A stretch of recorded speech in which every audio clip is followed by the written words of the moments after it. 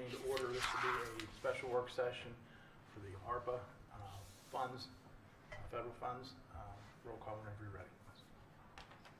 Commissioner Donnie Carter. Here. Commissioner Nina Forsyth. Here. Commissioner Kevin Grove. Here. Commissioner Adam Ritchie. Here. And Mayor Robert Flanagan. Here. Thank you, Mayor. So I know we've been talking about the American Rescue Plan Act for several months now. We got news that the local government coronavirus relief funds were included in the American Rescue Plan, which passed back in March, and then we waited to get guidance. Today, we still are relying on the interim final rule, which is this document here, and some other documents that have been published by the Treasury, FAQs and fact sheets and things like that. And then in the end of July, we did get confirmation of the final allocation for Frostburg and the first tranche deposit, which is 50% of that. So the final allocation for Frostburg ended up being greater than was expected, and it is $8.379 million. Considering the county, who has a much larger budget, got about $13 million, that's a pretty significant allocation for the city. So over the past several months, I know you all have shared ideas here and there of things that you would like to see, but we haven't had a formal meeting with the mayor and council. What I've presented here today is the staff list of projects that we are either asking for approval for, and that would be the immediate need purplish blue color. Some other projects that we feel are a priority, and then suggested projects or just brainstormed ideas.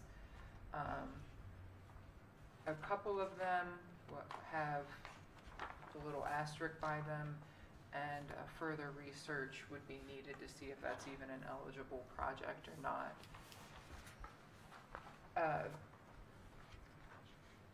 We did do a presentation on the American Rescue Plan Act and how those funds could be used. So this is going through the permissible uses and looking at the FAQs for certain guidance and coming up with project ideas. Now, I want to make it very clear that although I show this as the city staff have come up with a way to spend the entire allocation, I just did that to be funny. I just filled in the blanks. I want to present the ideas to you today and get input on projects that you think you like, you don't like, other project ideas that you have, so we can continue to massage this as we go. So with that, if it's okay with you, we'll kind of just go line by line, and I'll focus most on those immediate need projects, because those are projects that we'd be seeking a resolution to approve those at this week's council meeting. As we discussed last week at work session, for our internal documentation and accounting purposes, I feel that, and Elaine feels that it would be best to have a resolution approving these expenses so that it's clearly documented that, not only do these meet the parameters, but the mayor and council has approved formally those expenses under these guidelines. So the first one is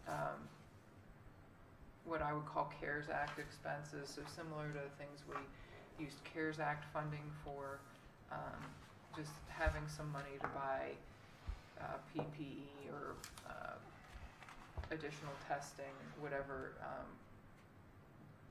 needs arise. But with this current Delta variant and the low vaccination rate in Allegheny County, I foresee us dealing with this for, it's not a thing of the past, unfortunately. The next one of the things that's clearly permitted is lottery programs for those people that have gotten vaccines.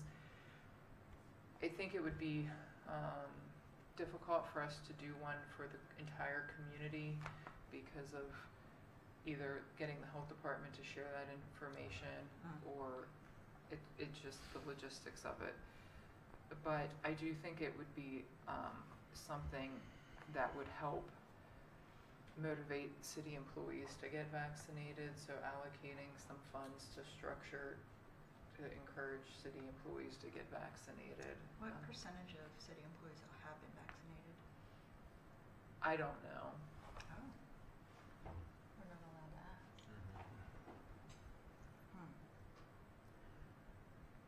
It gets really dicey when, in terms of HR law and this evolving. I mean, this So is it's an new. HR, because it's not a HIPAA thing. Employers are allowed to ask their employees. Yeah, we can. It's as I read, I think, we can ask, we can.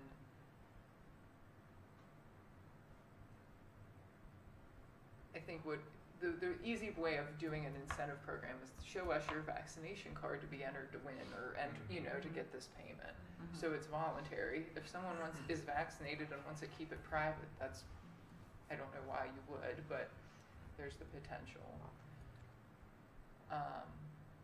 The majority of people in City Hall, our side, are vaccinated. I don't have a good sense for the police department. The majority of the police are. Nick and I were talking, we think there's only about 3 that aren't. Okay. And 1 is going tomorrow to get Excellent. vaccinated. Excellent. The water department is fully vaccinated, so good job, Commissioner. Another gold star. I think the other outside departments need some motivation. So, I think any public-facing employee really needs to be vaccinated. yeah. So, I mean, you saw the email that was sent to the employees and Yeah. trying to. What locations in town offer vaccinations? I had that question today, and I was not sure. Walgreens. You walk in anytime. Does Pharmacare do it? Or does the Probably. urgent care do it? Urgent care was doing it, I think Yeah, I they think still they had are. COVID signs up too. Yeah. CVS and LaVale does it. Martin's was doing it. Yeah, I think Martin's they doing still it. are. And Yeah. as far as I know, those are all walk-ins. Thank you, Peyton. Encouraging that someone asked. So Yeah. Good.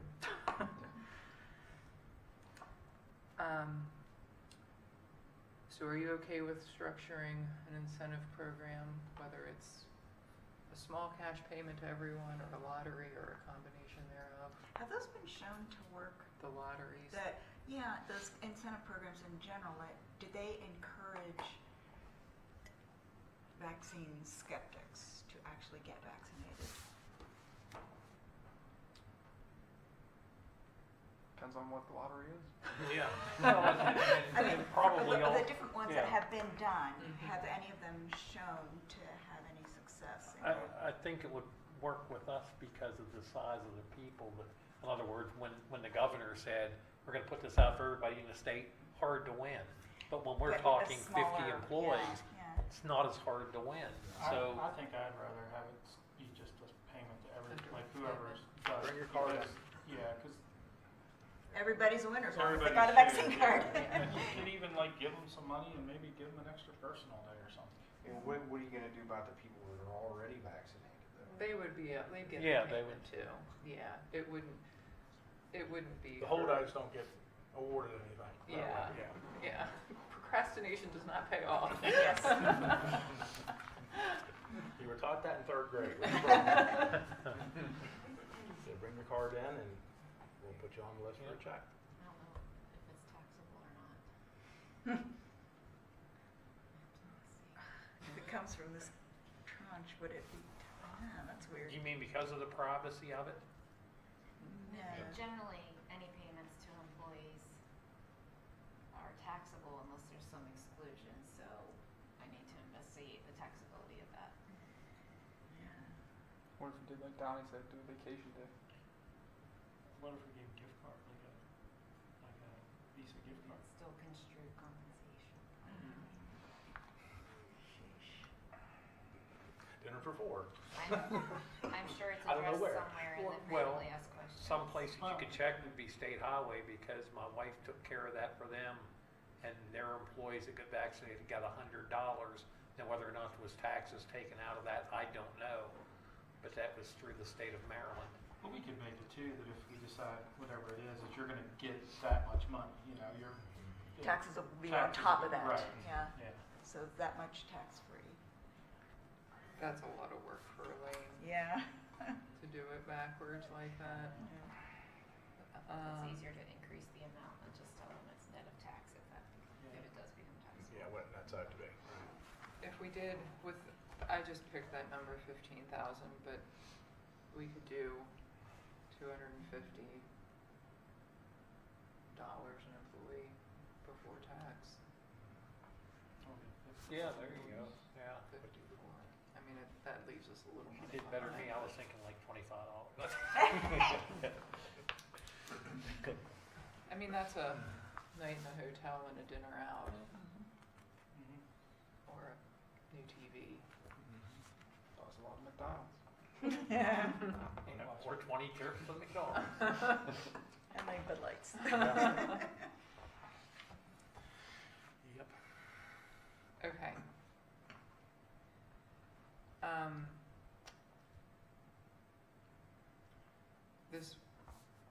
This one, COVID sick leave for employees. My thought would be, if you're unvaccinated and you get COVID, you have to use your own sick time. But if you're vaccinated and you get COVID, which is possible, and you need to stay home, that the city would pay you for your sick time. But I don't know if that's an HR nightmare too.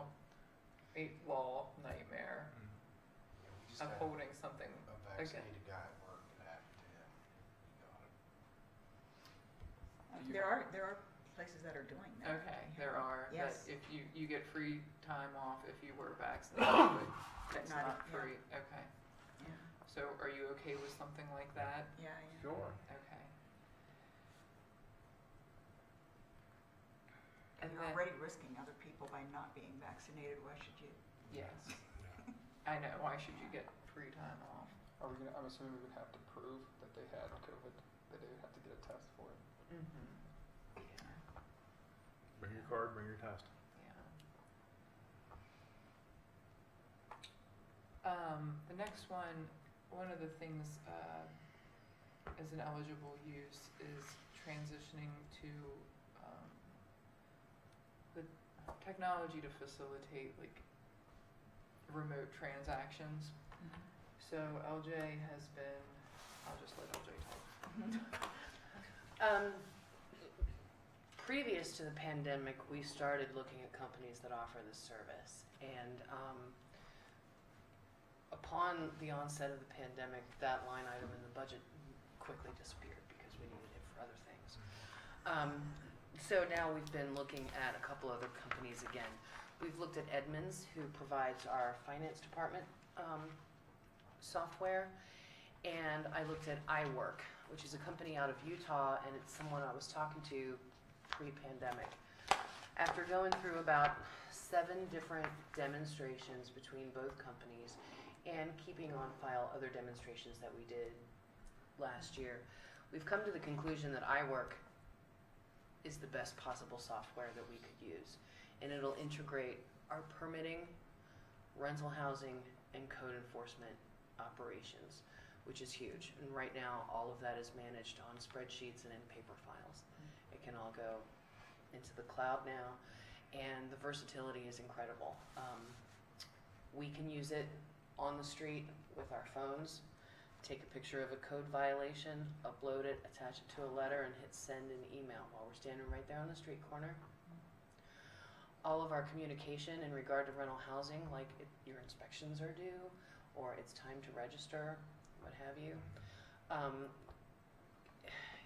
can be organized and sent to the printer in less than 5 clicks, which is pretty amazing when you consider using Microsoft Word mail merge wizard. It beats that big time. And the same goes for our inspectors. When they're in a rental and they're performing an inspection, they can be using their tablet, their smartphone, what have you, and the whole transaction can be complete while they're standing there. There is no need for anyone to check boxes, make notes, anything. It can all be done right there seamlessly. So it's a really nice package, and it's really going to bring us into the modern century and get us off of all of this onerous paper, filing, researching, marking off on spreadsheets, data entry, all of it. So, Save the trees. yeah. And really, it'll help us be much more effective in our everyday. So, iWork has offered us a really nice incentive, and if we agree that this is the right way to go, they will give us 50% off the one-time setup, GIS integration, and data conversion fees, which originally would be $7,700. They're offering us that incentive to take that price down to $3,850. The annual subscription fee is $11,500. So for year 1, and this includes all of our system training for everyone in the department, year 1 grand total is $15,350,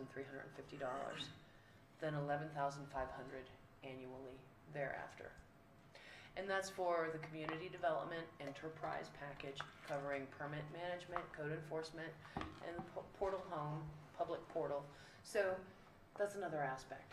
Someone wants to see their, say, rental housing inspection results. They can look it up themselves because it's right there and available to them.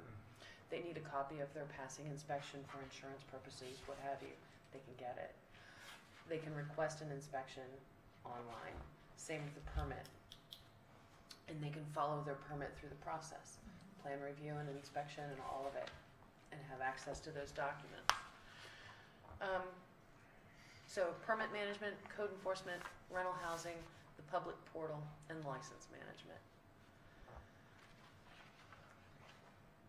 I think a big important component of this is it will facilitate online permitting and It will. payment. So that just keeps people out of the office, which Mhm. is the direct response to the Yeah. Yep. pandemic. And the same goes for any kind of inspection result. We get a lot of calls, well, we haven't since evictions have been on moratorium, but when they're active, rental property owners always call us from the courtroom asking for their license number. That's the kind of thing they'll be able to look up very quickly and very efficiently, and that saves time on that process too. Why is the cost on here 75 if it's only about 40? That would include getting the stimulus funds to pay for the annual subscription for 3 years. the 3 years. It's $11,000 a year and then I $3,000 I didn't do good math though. Come on. I was just trying to make the numbers fit. We'll adjust those so it, reflects Okay. appropriately, but after looking at the different offerings from different companies, pre-pandemic we looked at one from a company that was responsible for developing the website for Maryland's unemployment office, and which notoriously crashed and was really difficult. So that was obviously one that once we got the quote and saw how high it was, just kind of went off the list. This one has a really nice user-friendly interface, and everything's related. So if you want to pull up one file on a particular address, you can see all aspects, whether it's, rental, does it have an active permit, what are the code enforcement violations, present and past, everything. So it's a really nice interface, and I think it'll really bring us a long way.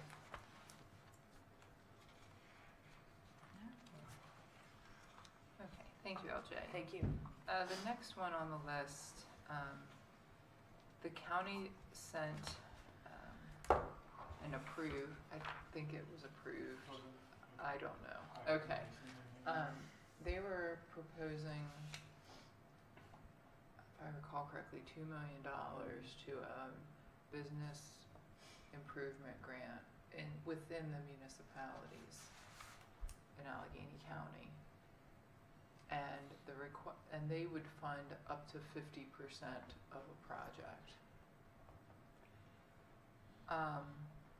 Knowing that we have offered facade grants to businesses recently, where a lot of businesses can't afford the other 50%, and or they can't find a contractor, this or that.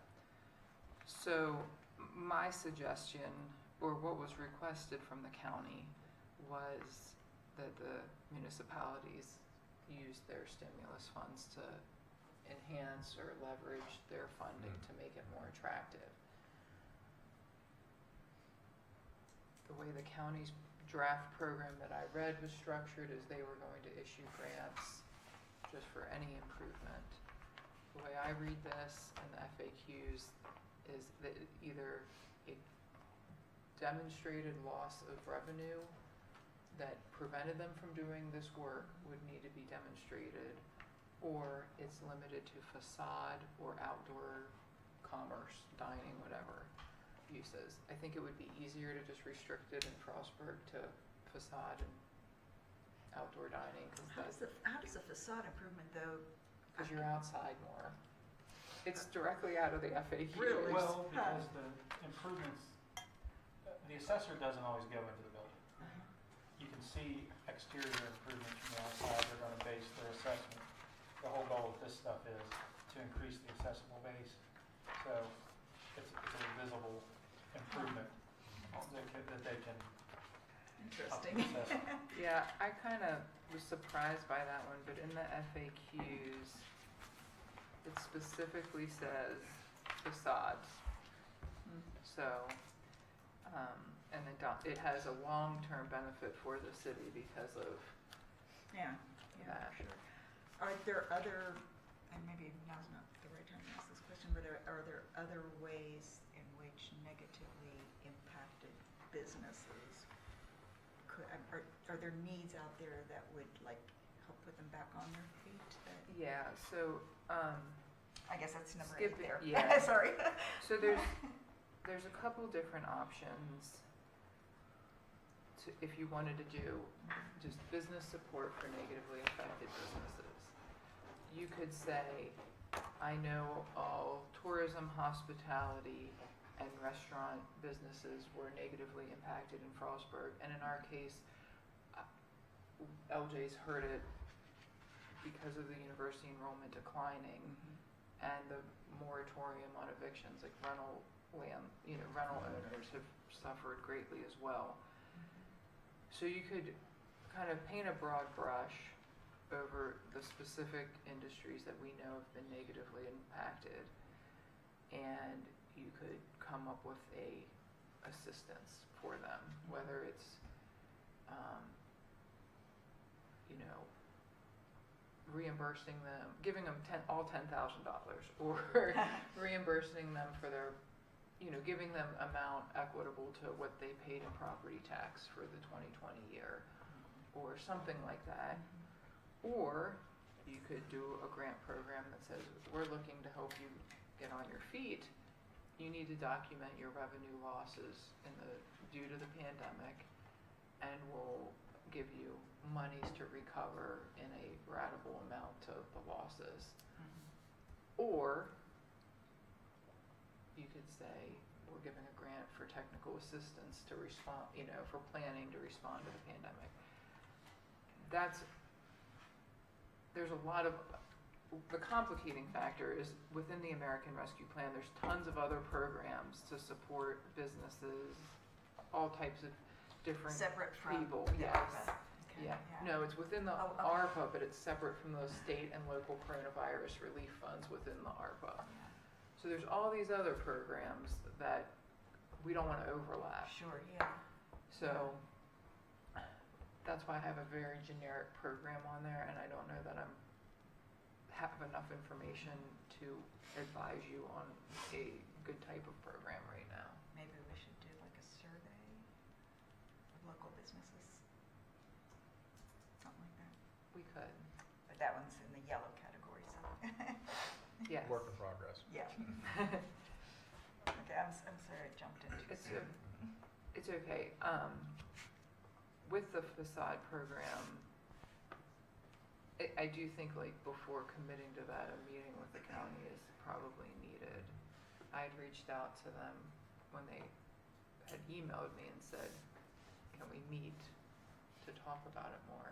And I didn't get a response. So if you're all generally in consensus that you'd like to help match that program, I can reach out again.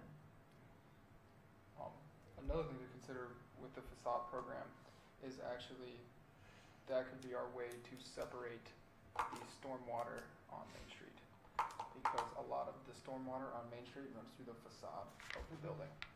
So by figuring out some intricate writing, that could be our way to separate parts of Main Street. Where are you gonna put the stormwater? State Highway's not gonna let you put it in their storm It's gotta drains. go somewhere. But food for thought. Big buckets. Big buckets. Well, and there are instances where we have to be creative. Palace comes to mind.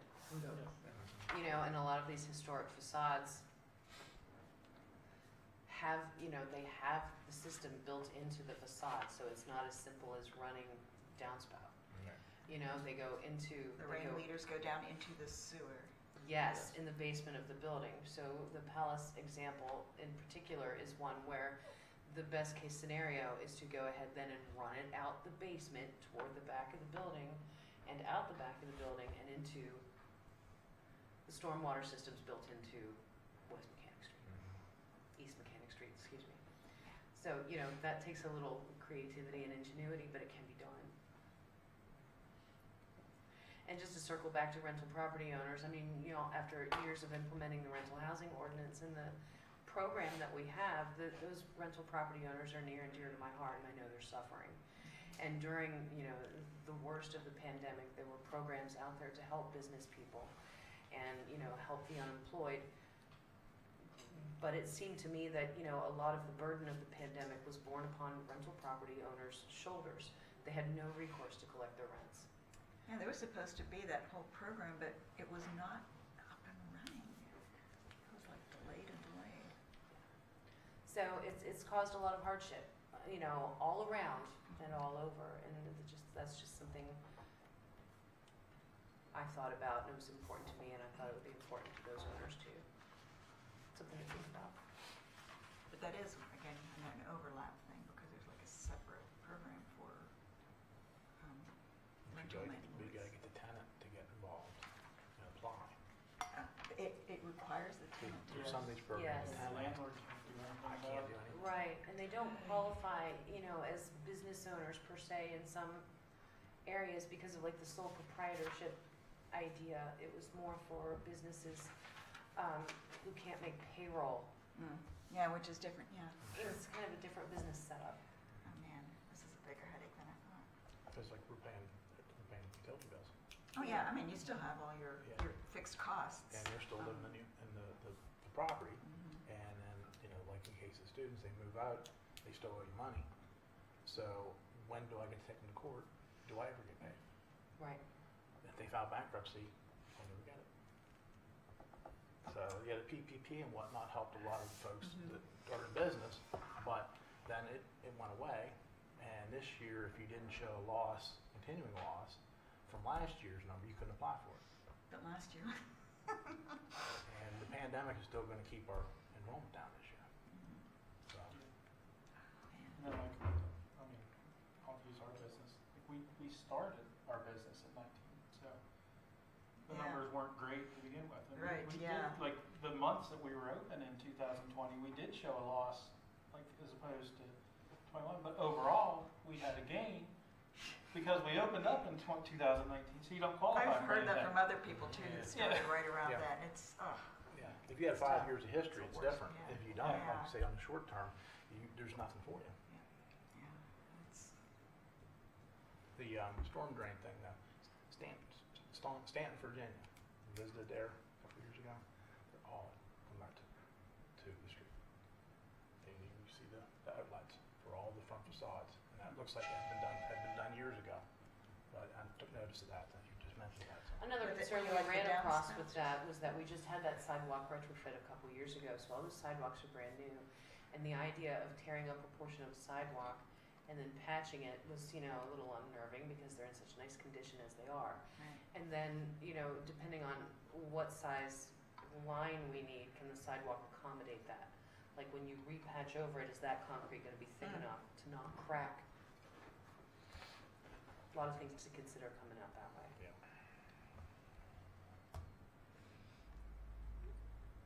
Okay. Sorry. No, that's all right. Yeah. So we'll just leave that facade one and talk to county Yeah. this next step. One of the ones that's kind of a more out there project, or I don't know, just something that's a little outside of the box is, there's additional things that you can do for disproportionately impacted communities. And that has been identified as these qualified census tracts, which we talked about 2 work sessions ago, is in Frostburg, that is south of Main Street and west of Bowery Street.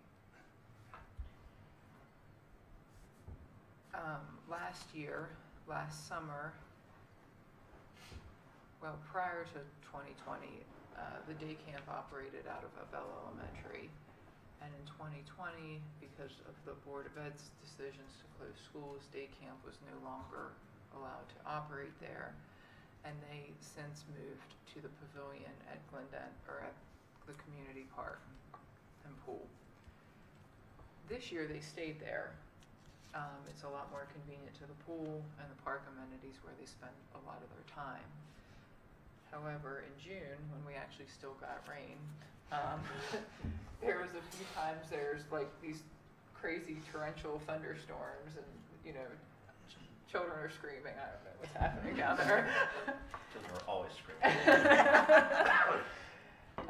But a possible thought was to build a building down within the park complex to be used for day camp in the summertime. It would obviously have to be heated and cooled, but then within the ARPA guidelines of making quality childcare more available, the city probably could. I think the city could lease the building for either a child care center or an after-school child care program provider. I think we'd have to have conversations with the health department that manages child care centers and the Board of Ed in terms of the after-school. But I think it could. As someone with young children, my gut instinct is that our day camp program would probably grow if their kids were like in a building and not just in a pavilion all summer. And that people could take advantage of additional childcare or after-school offerings in the area. It definitely makes the city a lot more attractive. I don't need a decision on that today, but I wanted to float that out there for your consideration. And then good ventilation, because for COVID reasons and other future viruses that we know Just will the common flu. eventually. When it comes Yeah, back around, yeah.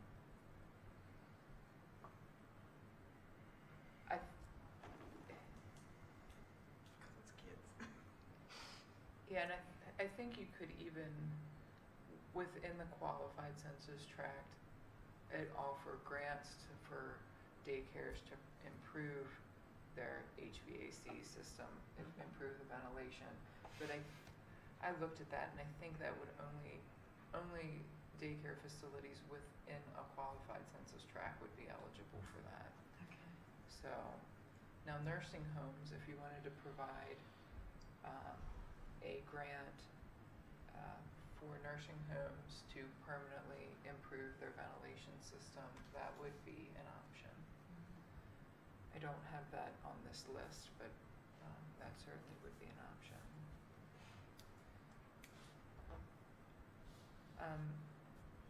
There, again, there's a lot of ideas about and discussion about prioritizing the benefits to negatively impacted populations and communities. And a lot of it has to do with weatherization or housing programs and addressing housing security. And we don't have the expertise in administering programs like that, and that's just a lot to jump into and manage. But an option for you would be to identify subrecipients for grant funds to manage programs specifically for Frostburg. So whether that's a program administered through the Department of Social Services or HRDC or another organization, that would be possible. I just would suggest that any organization that would become a subrecipient has shown that they have the organizational capacity to manage the funds in accordance with all of the guidelines. So we're not all getting in trouble a few years from now. So we already talked about the negatively affected business program, and there's a variety of ways that could be structured. You could also do a similar program for nonprofits. In 2020, about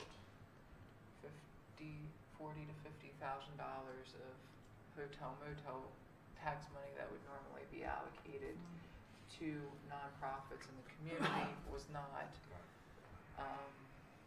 And a lot of those organizations do have events, whether it's the city was helping fund that event or the event provided additional funding.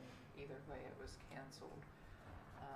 So if you wanted to look at maybe trying to make up for that lost year of hotel motel tax revenue or some other, obviously the Palace Theater has hurt more than the Garden Club has or something like that because of not being able to be open. But if you wanted to do a program for nonprofits, certainly an option. There have been a few requests from the university/county economic development for the city to support some of the economic development efforts they're part of. My interpretation is that's too far of a stretch, but I've asked them to provide evidence that I'm not reading that correctly, and if they can satisfy that the mayor and council that they are meeting a provision of the American Rescue Plan, I'd be happy to present that to you for your consideration. But right now I haven't gotten anything on that. One would be further supporting the Challenger Center development, and another is a potential business development in the business park next to campus. So those were the two. Let's see what they come back with. Yeah. And the state's Project Restore program's getting ready to roll out in September. And that's the one that helps startups. Startups, yeah. Thanks, LJ. Yeah. I don't know if this is where I would want to bring this up or not. I didn't see it anywhere else. Monies for our volunteer first responders, like the fire department, is there something that I didn't see it anywhere else on here, Yeah. that we could do with that? And what type of documentation would they have to have to receive money?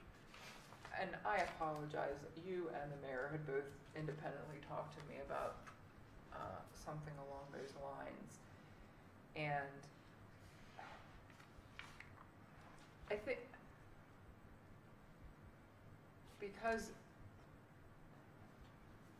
I need to figure out where it fits in, but my gut is telling me that, like, if you're giving premium pay to people that had to work through the pandemic that are employees, why wouldn't you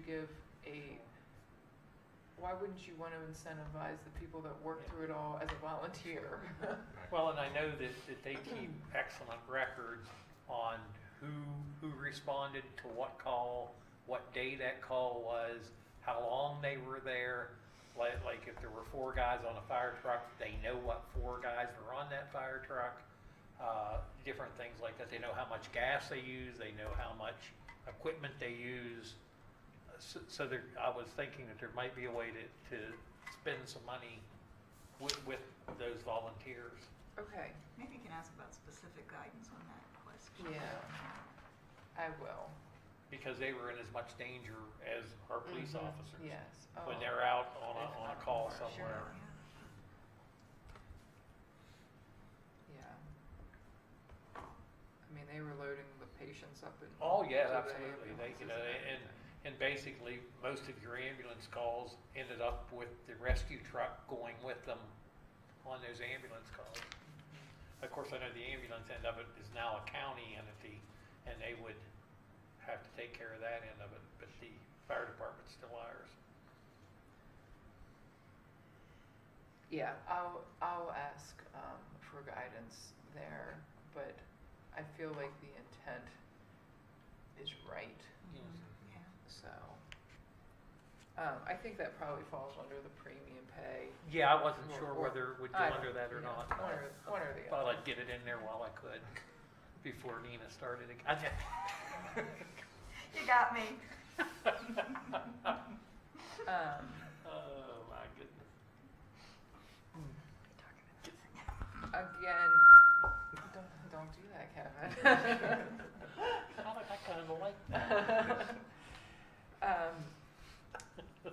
So premium pay is something that is definitely encouraged in this guidance. And I know that you did do an essential worker stipend last December for your employees, but that doesn't prevent you from doing an additional payment. It specifically, says that premium pay should be provided for your low, moderate income workers, which, the majority of your employees would fall into that category. I picked an arbitrary number. I think in an early meeting we had with Cumberland, they were looking at a number about 4 times that amount. They have 4 to 5 times the employees we do. So, I mean, that could be much lower. That's a big number, but chew on that. And you can also offer grants for employers that had employees that worked throughout the pandemic. In thinking about that personally and thinking about low mod income workers and those at the greatest risk and just probably saw the worst of the worst, we have a lot of people that work in our nursing homes. And I thought I haven't talked to either of the nursing home operators, but if this was an opportunity to do an employee bonus for those workers that, they didn't get anything through this. CNAs, they were in like. Yeah, and I mean, they were dealing with a lot of death and stress. And I think this could be a far-reaching thing that the city could do. If you wanted to expand it to other businesses, grocery workers, things like that, restaurant workers, does that organization have the capacity to manage these funds and provide us with all the documentation the city would need to feel comfortable in making, those grants? So that's certainly an option to expand it beyond that to all employees that worked, all businesses that had employees work through the pandemic. But The nursing homes, they definitely had the most grim, And risk. yeah. So, okay. Now it's Mr. Lindsay's show. So there's a lot of stuff that is not a need, like urgent need, but there's a lot of stuff, a lot of little dink and dunk things that I can start spending money on right away. And then there's a few very large projects that we will need down the road at some point, and while we have the funds now, it makes sense to do it now, because down the road, we might not have the funds to get the things done when we need them done. Can I interrupt for just a second, Hayden? Yes. As you can see, the majority of funds have been allocated towards infrastructure. Out of the 8 million, we have presented to you almost 5.5 million of infrastructure projects. This is important to note that we do, a lot of the talk about the stimulus funds has been the long-term benefit for the community.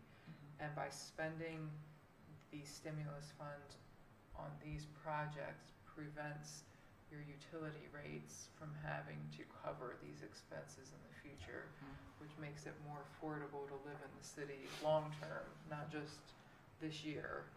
It's, the next 10, 15, or longer years that, utility rates can be kept more stable as time goes on. Thank you. Yep. So I'll just go through each one, try and hit on them quickly. If you have any questions, just stop me at any point, please. So the first one, complete GIS mapping of infrastructure assets. Right now, we are about 50% of the way done mapping our water lines in the city. That's all online, like textile on an iPad.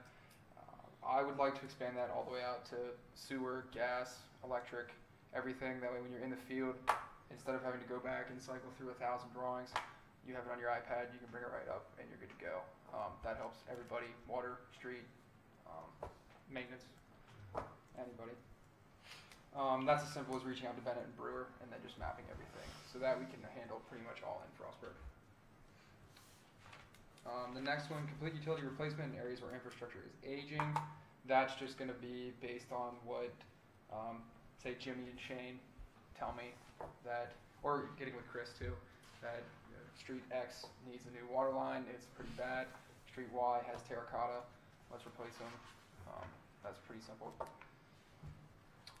The one most important need right now that has to happen within the next year is the chlorine tank at the water treatment plant. The chlorine tank right now is inoperable. We got an inspection on it. It did not pass. So our chlorine tank is sitting empty. And we have a mini bulk tank that will be coming in a few months to sit outside. We have a 1-year program set up for that. So we have all of our chemicals covered for the next year. We would just like to get either the tank replaced or relined within the next year. If we have the money to do it, I prefer to just replace the whole tank, upgrade the infrastructure for the next 30 to 50 years, as opposed to put a Band-Aid on the current tank. Yeah. Savage well rehab. Right now, I'm not sure how much you guys know about the water itself, but we don't need savage wells to fulfill our water requirements on a day-to-day basis. However, savage wells keeps our costs down because the savage well water is much better quality than Piney Reservoir. So we use savage well water to dilute Piney water, so we have to treat it less. At Savage Wells, we have 2 wells, but one of them is inoperable. So we're down to 1 well. The structure for well 2 is there, just the pump is not operable. And the tricky part is getting to it. It's kind of grown up around. So that project would involve making access, pulling out the pump, putting in a new one, possibly doing some rehab. Is it the lower one? Yes. Pawnee Dam upgrades and repairs. That's a lot of dink and dunk that adds up to a pretty large sum. So we have 3 pumps out there. Pump number 3 is down, so we can replace that pump. Pump number 4, we don't have, there's just a location for it, so it just builds in redundancy. Right now, our hydraulic system out there is all water-based, so whenever we have a power outage out there, we have enough pressure for effectively 3 cycles of opening valves and closing valves, which it only lasts 20 minutes. So if you don't get your power back on within 20 minutes, water from the dam shuts down. So that one's as simple as pulling out some of the water lines, putting in a big air compressor, and then rerunning lines. So that could be as cheap as $1,000. Cone valve replacement. Except we're gonna have to pay $12,000 a year in boiler or pressure vessel insurance. Yes. Yes. Hartford Steam and Boiler. Oh, Yeah. jerks. Cone valve replacement.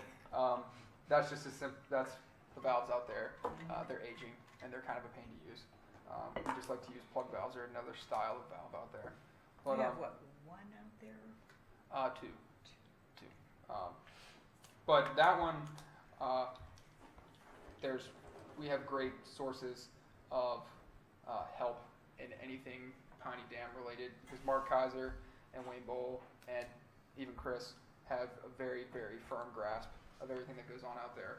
So before we went into any work, we would have a very strong sense of what we were doing. So there's a lot less guesswork out there. I know that design's needed, yes, but it's pretty straightforward what we need out there.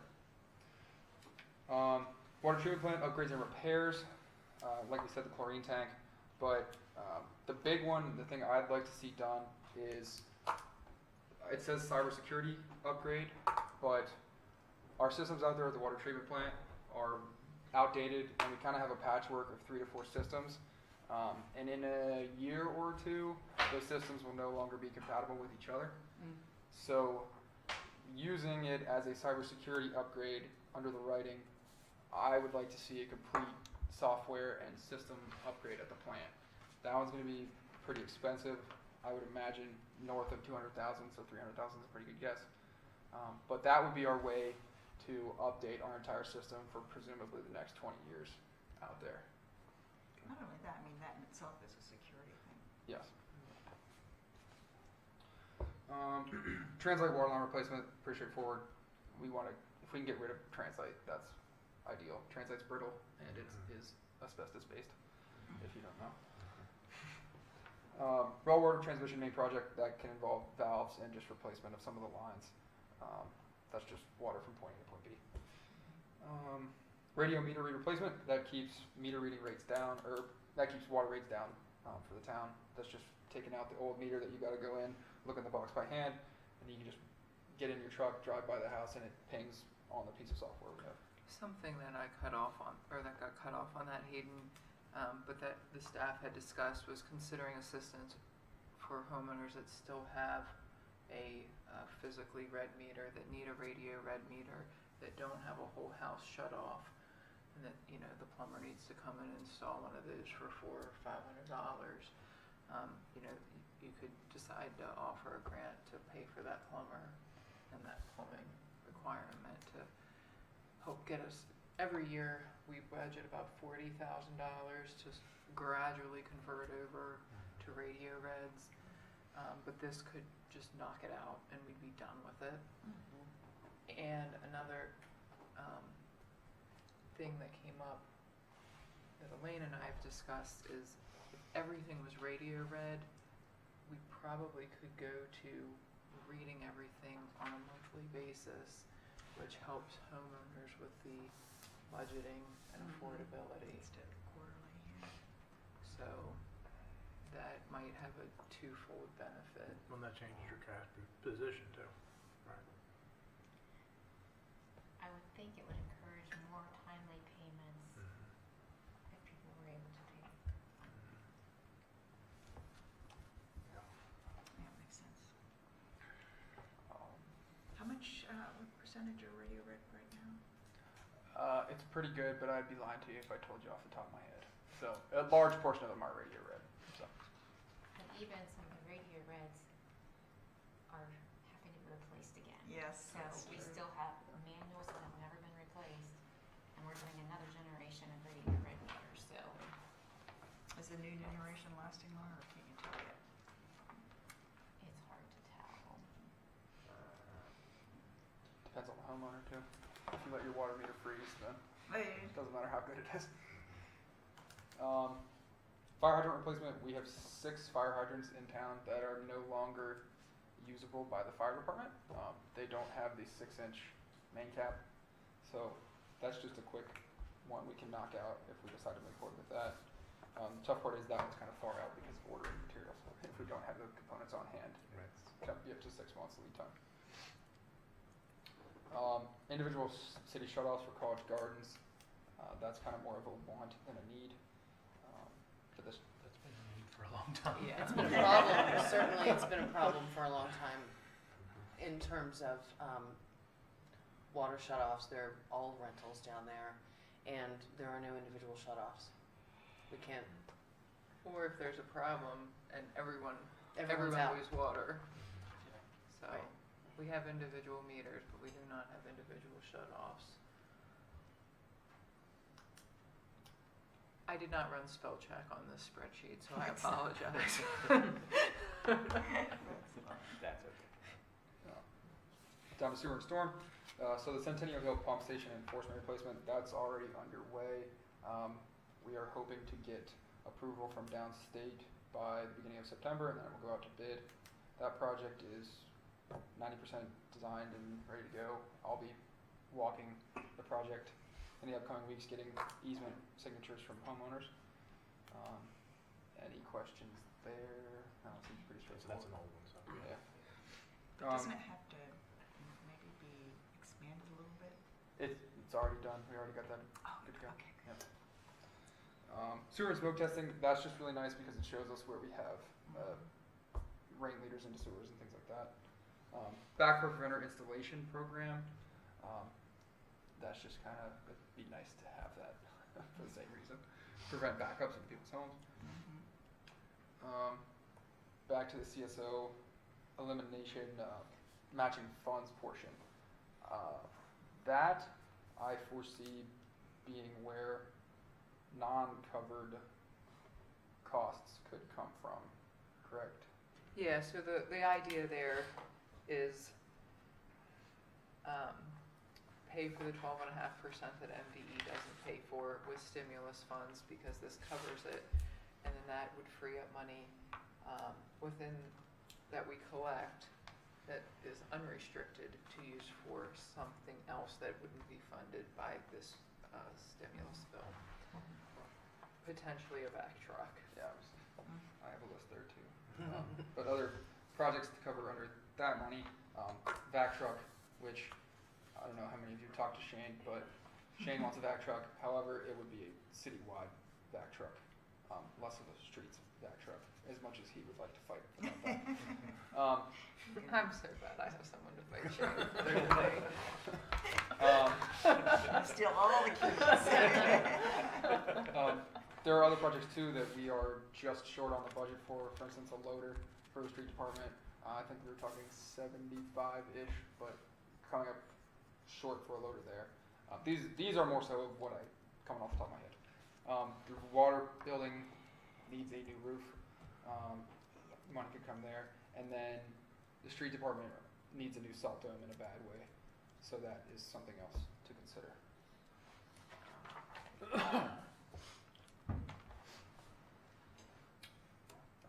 But yeah, basically shifting those funds around. Commercial grease trap incentive program, that was one we had tossed around last week to help keep some of our sewers from backing up and to help the local businesses affected by it, some of the restaurants. I think that's a good one. I like that one. Food for thought. And then the Braddock Estates drainage program, that is also underway. The first phase of that is happening now. Bids are due Friday. That should be under 25,000 though, so those will just be 3 bids coming across my desk. However, that program really needs to be expanded. We're basically band-aiding the problem right now. We're hitting it at the bottom where it's the worst, but as soon as we fix the bottom, the next row up in Braddock Estates is going to have the same problem, and then the next one up. Yeah, kind of the plan was to do a little section at a time, that way we could, keep it under that, but,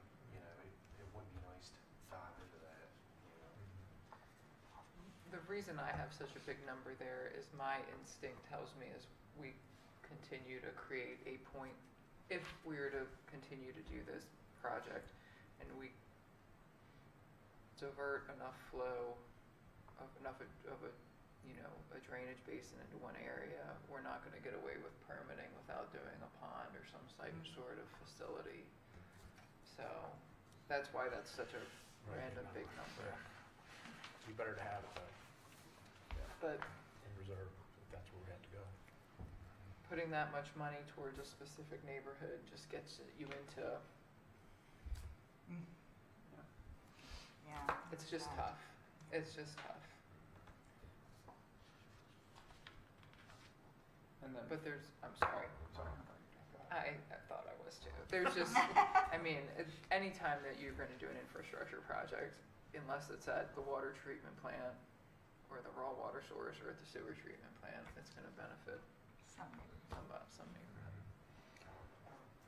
And then finally, You want me to do that one Yes. since you have no idea. there's no point in that. That was before you even started, Hayden.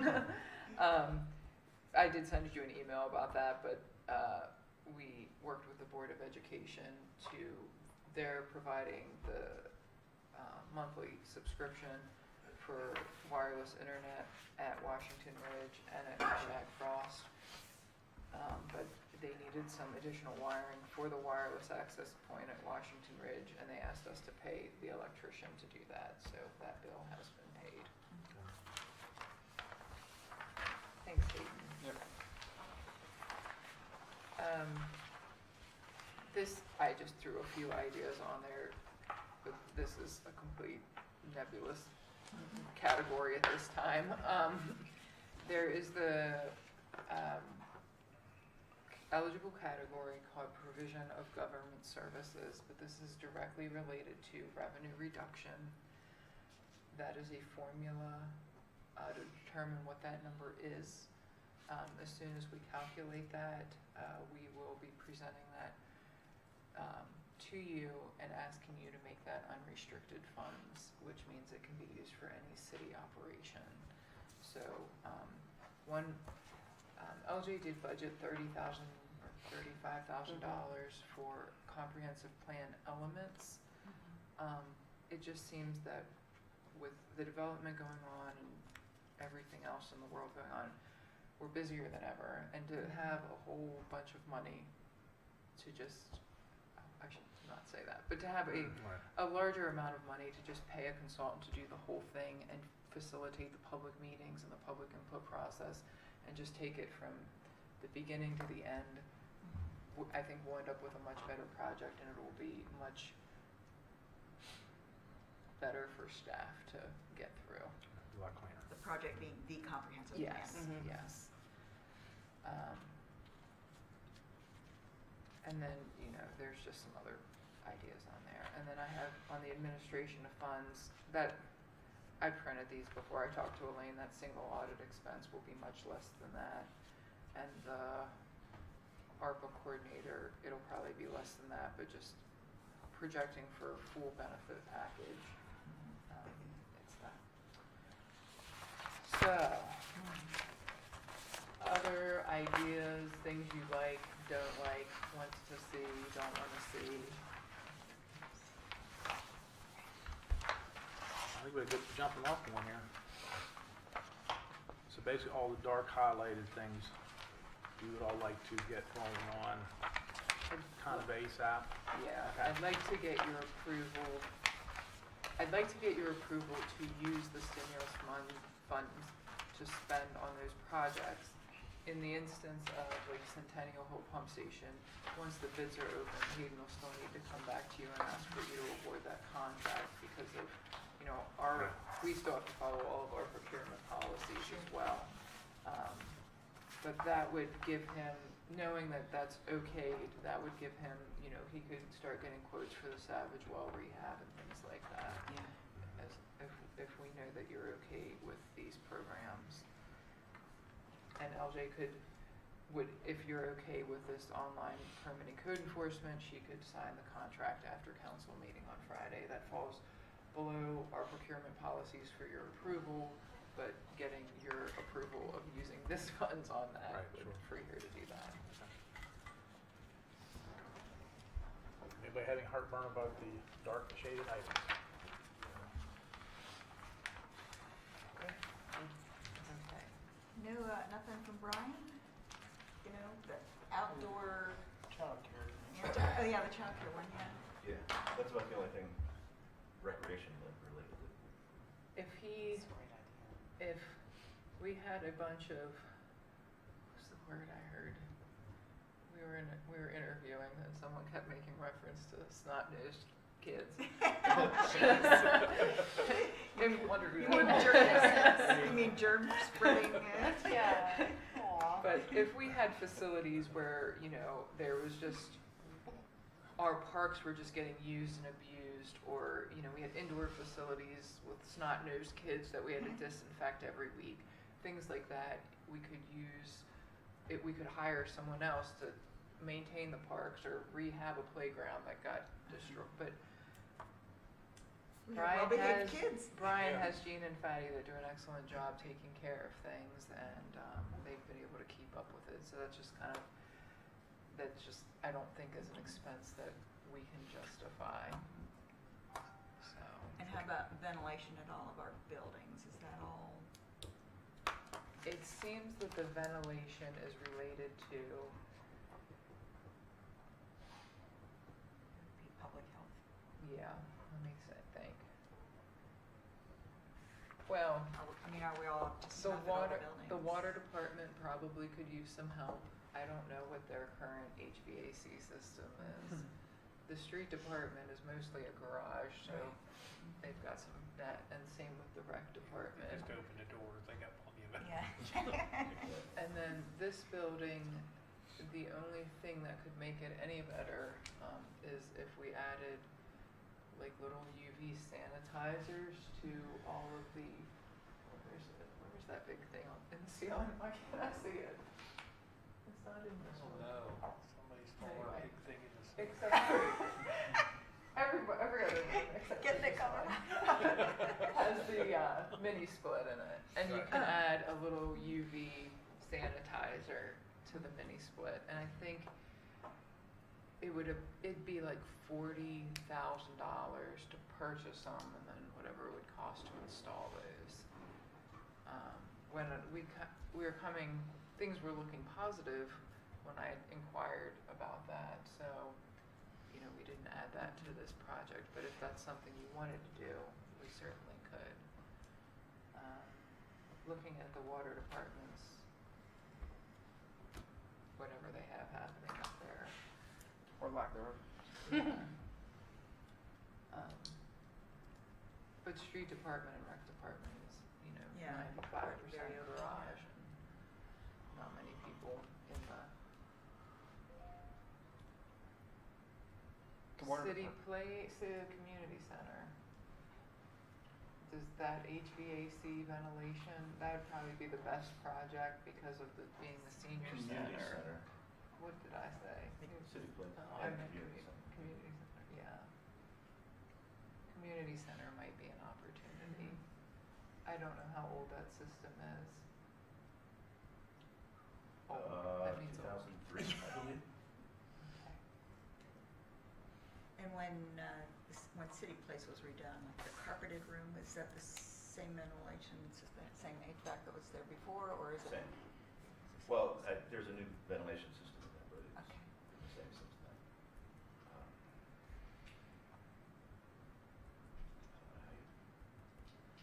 We might want to just purchase some of those little HEPA filters in case, like, you know, if there's like a meeting, if things get really bad and a meeting that has to be face to face, we could just put a little, you know, one of those portable HEPA filters that they have in the, like in dentist offices. Mm-hmm. And usually if it gets bad, we just close the facilities anyway.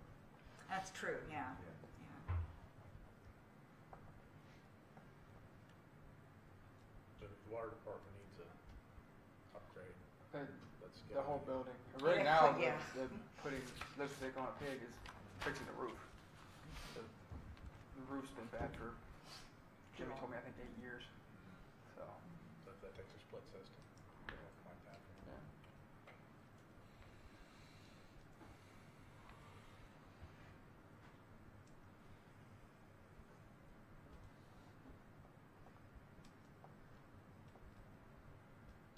I able to elevate item number 3 underwater to dark purple?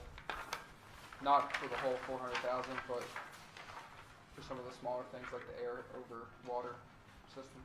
Yeah. Yeah. You need a pump, get a pump.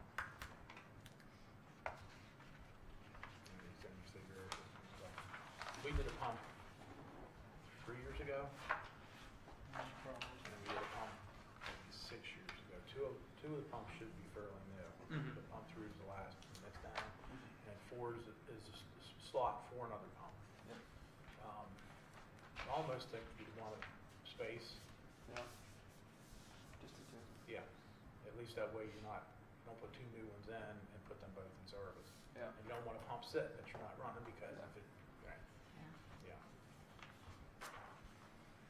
Space them out 3-4 years apart. Yep.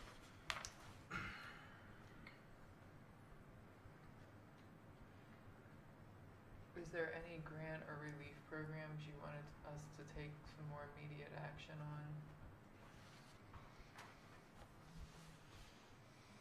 Really good stuff here.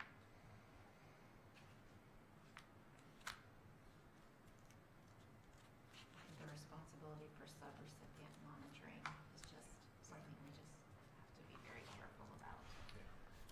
The nursing home employee concept, do you like that you want me, enough for me to engage with the nursing home directors to talk about that? I think it's good. Yeah, but I think I'd talk to them too and see if they've already got something. If they've done anything, Yeah. right. Yeah.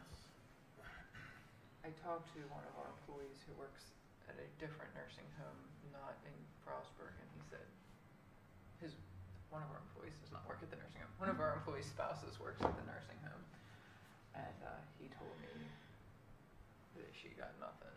Wow. Different management. Mhm. So yes, I'll certainly reach out to both of Yeah, them. just verify if they've done or haven't. Okay. And then maybe next work session, you could take 5 items in each work session or something like that, and kind of say these are next on the list, where you want to go with them, we scratch one, we keep 3 or something. Sure. Yeah, I think this, and yeah, giving, for some of these infrastructure projects, giving Hayden direction on where to start working on design. And, some of them, have the possibility to get matching funding through MDE, so you want to take advantage of that type of thing, so. Okay.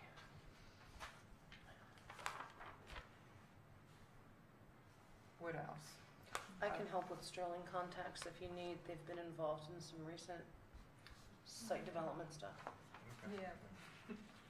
I had that fun meeting with them. Oh, forgot you were there. I'm sorry. Yeah, that was great. Don't want to do that again Uh-uh. anytime soon. No, sir. Other ideas that you guys have had? Give us time. Yeah. Yeah.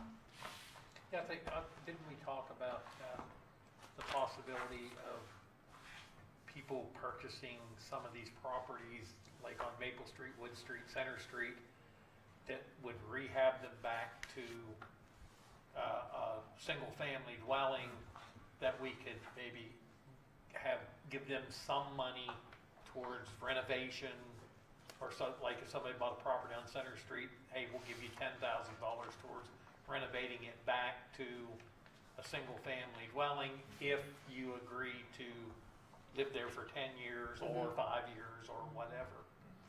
Maybe we could take some of these houses that aren't being used.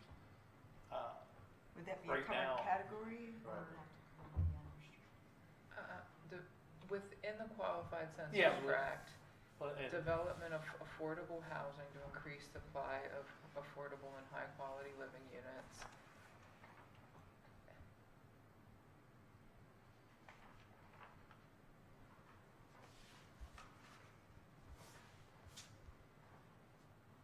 Programs or services that address housing insecurity, lack of affordable housing, or homelessness.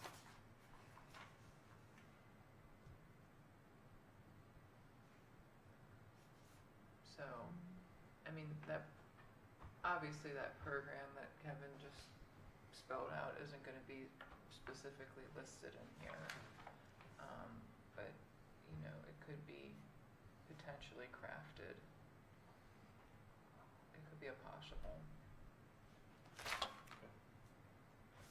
Just like, Yeah. I'll worth add looking that to into, the, I mean, and We know the need for affordable housing exists. I'm almost thinking like, because of the pandemic, you have a lot more vacant structures. So doing something to address the vacant structures to improve the integrity of the neighborhood. Well, and as It the might be university, a long circle, starts but- making their rules about now freshmen and sophomores living on campus, there's gonna be a lot of that housing in there that's not gonna be utilized.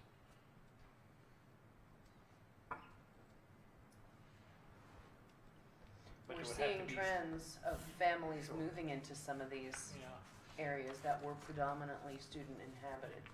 It's definitely a trend of late. Families are filling in. sure. But of course, we'd have to have something in there that said, we're not gonna let you fix this up, then make it a rental again. Yeah. You're gonna have to live there. We're not allowed to steer people.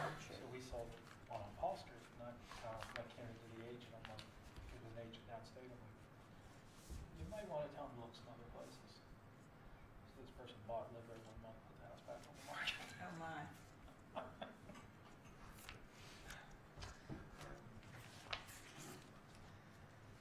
I mean, I've seen that in some larger developments that are for sale, and people from downstate are interested in them and think they're prime for student-style housing.